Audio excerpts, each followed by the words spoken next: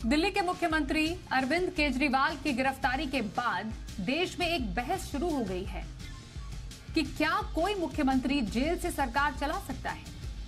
आम आदमी पार्टी का कहना है कि अरविंद केजरीवाल मुख्यमंत्री पद से इस्तीफा नहीं देंगे और जेल से भी सरकार चलाएंगे। आपको बताएं, लोक प्रतिनिधित्व अधिनियम यानी the representation of people act 1951 के प्रावधानों के तहत पद से हटाने के लिए दोष सिद्धि आवश्यक है, यानी दोषी ठहराए जाने तक केजरीवाल दिल्ली के सीएम पद से इस्तीफा देने के लिए बाध्य नहीं हैं। लेकिन क्या वो जेल से सरकार चला पाएंगे? कानूनी जानकारों का कहना है कि जब भी कोई कैदी जेल में आता है तो उसे जेल मैनुअल फॉलो करना होता है। जेल में कैदी के सारे विशेषाधिकार खत्म हो जाते हैं, भले ही वो अंडर ट्रायल कैदी ही क्यों ना हो। हालांकि मौलिक अधिकार बने रहते हैं। जेल में बंद नेता चुनाव लड़ सकता है और सदन की कार्यवाही में भी शामिल हो सकता है, लेकिन वहां किसी तरह की बैठक नहीं कर सकता है।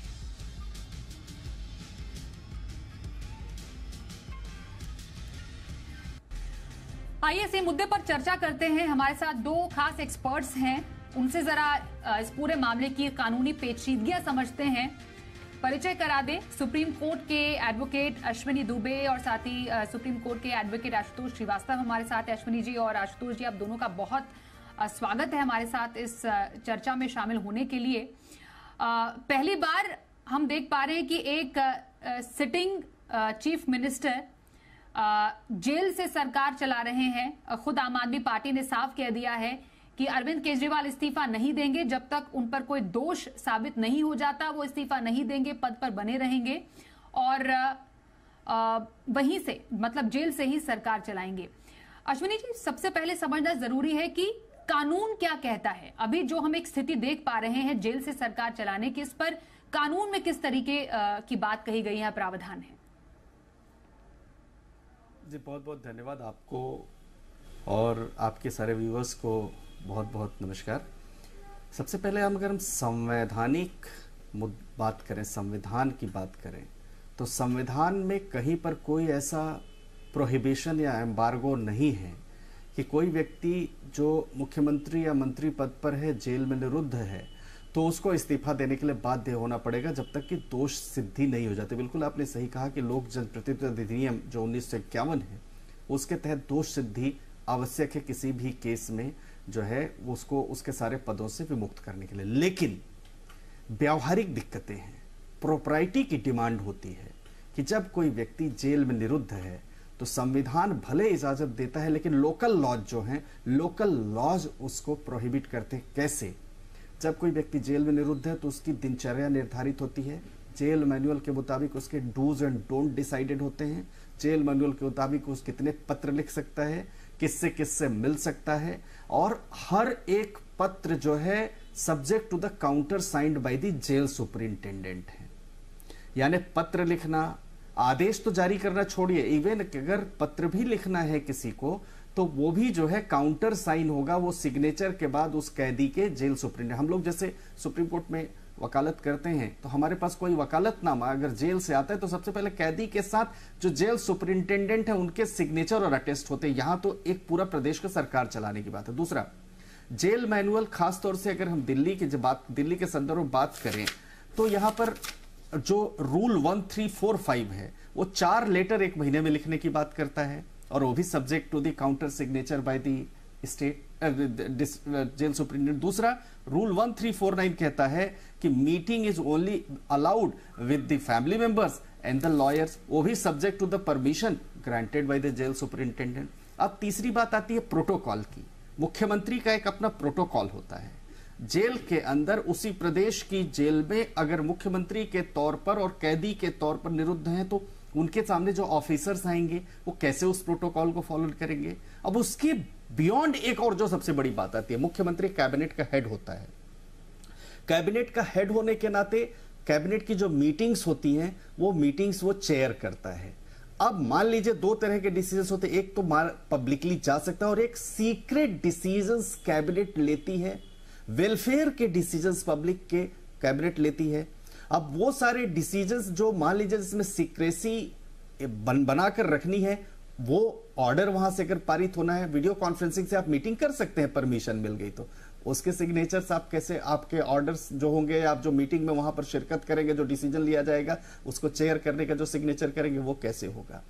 ये तो बातें हो गई जब वो जेल चले गए। अब हम पुलिस कस्टडी की भी बात कर लेते हैं। जब कोई व्यक्ति पुलिस कस्टडी बने, चाहे ईडी की कस्टडी हो, सीबीआई की कस्टडी हो, या किसी और देश के एजेंसी की कस्टडी हो, कस्टडी में भी कोर्ट के आदेश पर, यानी जिस कोर्ट ने रिमांड दिया है कि पुलिस कस्टडी में जाएंगे, अगर कोई भी एक्शन करना है, कोई भी काम करना है, तो कोर्ट के आदेश के बाद होगा। या इन्वेस्टिगेटर, वहां पर आप इन्वेस्टिगेटर के सामने अपनी बात कहेंगे तो इन्वेस्टिगेटर आपको इजाजत देगा। तो ये कानूनी प्रावधान है जो कि अड़चन लेकर आएंगे। संविधान में वर्णित नहीं होना, यानी संविधान में मना भी नहीं है और संविधान में हां भी नहीं है, लेकिन लोकतंत्र में, लोकतंत्र के जो प्रेसिडेंट जैसे पहले से चले आ रहे हैं, वो जो प्रोप्राइटी है वो जो पहले से चली आ रही, दृष्टांत जो चले आ रहे, उसके मुताबिक देखें तो वो व्यवहार कुशल भी नहीं है और लोकल लॉ जो है उसको प्रोहिबिट भी करता है। जी बिल्कुल। तो आपने काफी महत्वपूर्ण यहाँ पर जिक्र किया लोकल लॉज का, जो कि प्रोहिबिट करते हैं। डूज एंड डोंट्स होते हैं एक जेल मैनुअल के, जिसमें हर एक आदेश को, लेटर को काउंटर साइन होना जरूरी है, रूल्स है, प्रोटोकॉल्स हैं, जिसको ध्यान में रखते हुए ही अगर यहाँ पर मुमकिन है तो जेल से सरकार चल सकती है। और ये क्योंकि हम पहली बार देख रहे हैं यहाँ पर, पहले भी जब कुछ ऐसे मौके आए हैं जब सिटिंग जो सीएम्स हैं जिनको जेल हुई थी, हम जब सीएम हेमंत सोरेन की बात कर रहे हैं, इसी साल 2024 में ईडी ने मनी लॉन्ड्रिंग केस में जब उन्हें गिरफ्तार किया था तो उन्हें रिजाइन कर लिया था एज सीएम। 2001 में जब तमिलनाडु की सीएम जे जयललिता को डिस्प्रपोर्शनेट एसेट के केस में गिरफ्तार किया था तो उन्होंने भी कर दिया था रिजाइन। ये अलग केस है। पर आशुतोष श्रीवास्तव, अरविंद केजरीवाल का केस कितना अलग है, क्योंकि यहाँ पर हम जिस एक्ट की बात कर रहे हैं, रिप्रेजेंटेशन ऑफ पीपल एक्ट, मतलब दोष सिद्धि जब तक नहीं होती है तब तक वो सीएम बने रह सकते हैं, लेकिन अगर उनको बेल नहीं मिलती है, जैसा हमने उनके काउंटर पार्ट्स को भी देखा था, मनीष सिसोदिया हो गए, मतलब उन्हें भी जब बेल नहीं मिली थी तो उनको भी अपने पदों को छोड़ना पड़ा था। क्या आगे कुछ ऐसी स्थिति उत्पन्न हो सकती है उनके लिए? जी मैं बता रहा हूँ। देखिए, एक तो the representation of people act जो हमने बोला कि उसमें जब तक वो कन्विक्ट नहीं होंगे तो वो पोस्ट को होल्ड कर सकता है कोई। देखिए, पोस्ट को होल्ड करना और उस पोस्ट पे बने रहते हुए अपने काम को कर पाना तो अलग अलग बातें हैं। अब अगर मैं देखूं कि एक चीफ मिनिस्टर को कोई इम्यूनिटी नहीं है कॉन्स्टिट्यूशन में, अगर वो अरेस्ट होता है या उसके ऊपर कोई गुनाह साबित होता है आगे चल करके भी, अब जैसे अगर प्रेसिडेंट ऑफ इंडिया या फिर गवर्नर, उनके लिए आर्टिकल 361 है कॉन्स्टिट्यूशन ऑफ इंडिया में, जिसमें उनको सर्टेन इम्यूनिटी मिलता है। अब जैसे दिल्ली के हिसाब से अगर हम देखें, जो कि एक नेशनल कैपिटल है, उसके लिए एलजी का प्रोविजन है, लेफ्टिनेंट गवर्नर का भी एक प्रोविजन है।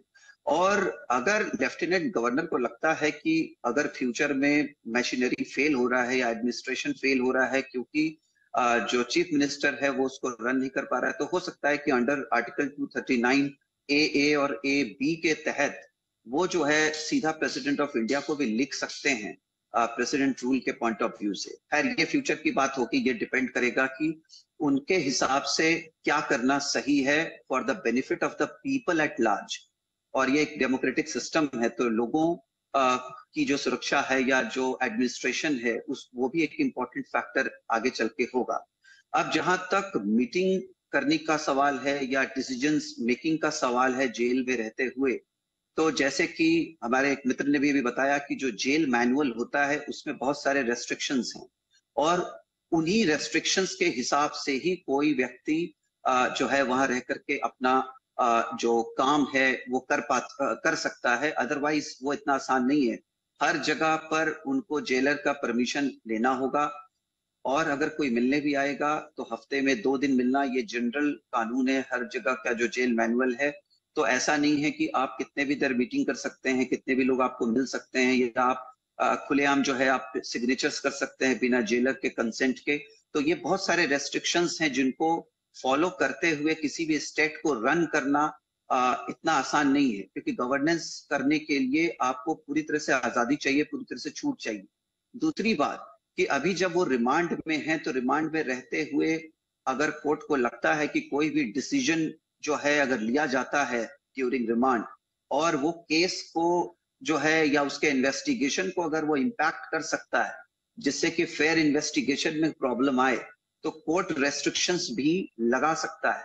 और कोई भी इस तरीके के जो है डिसीजन मेकिंग प्रोसेस के लिए उनको जो ट्रायल कोर्ट है वहां पर भी एक परमिशन के लिए उनको एक पिटीशन लगाना जो है मुझे लगता है ये उनके लिए सही होगा, है ना। और जहां तक जो इसको चलाने का सवाल है पूरी तरह से गवर्नेंस को, वो प्रैक्टिकली भी पॉसिबली नहीं है। और लीगली अगर हम देखें तो देखिए जो एक हमारा कॉन्स्टिट्यूशन है उसके हिसाब से ये कहा जाता है कि ये एक सही धारणा नहीं मानी जाएगी कि अगर कोई सर्टेन एलिगेशंस के ऊपर जो है कस्टोडियल इंटरोगेशन में है और उसका इंटरोगेशन अभी चल रहा है, उस दौरान अगर वो कोई भी डिसीजन मेकिंग प्रोसेस करता है या गवर्नमेंट चलाता है या किसी भी तरीके का इस तरीके का डिसीजन लेता है, तो शायद ये कॉन्स्टिट्यूशनल जो एक ये प्रोविजन है उसके लिए ये शायद सही नहीं होगा, क्योंकि जो अरेस्ट है वो अभी इन्वेस्टिगेशन पॉइंट ऑफ व्यू से है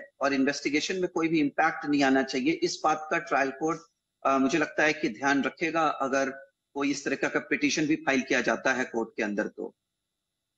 जी, जैसा आशुतोष जी आपने बताया कि नैतिकता का भी यहाँ पर सवाल आता है, एक मोरालिटी का भी सवाल आता है, क्योंकि हमने कई बार पिछले इतिहास में भी देखा है कि मॉरल ग्राउंड्स पर कई ऐसे पदों पर बैठे हुए जो लोग हैं उन्होंने अपने पदों से इस्तीफा दिया है।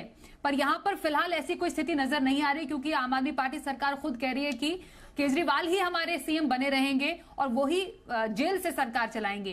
पर अश्विनी जी, मैं आशुतोष जी की ही बात को आगे बढ़ाते हुए जो उन्होंने कुछ प्रोविजंस की बात की, जो आर्टिकल 239AB, आर्टिकल 239AA की बात की, जो एलजी का यहाँ पर रोल आ जाता है, कितना मुमकिन है कि कल को एलजी जो हैं वो बोले कि नहीं हम दिल्ली एनसीआर में एलजी का रूल लगाएंगे या फिर इवन प्रेसिडेंट को आगे वो तक आगे बात पहुंचाएंगे? कितना मुमकिन है सर इन कंडीशंस में?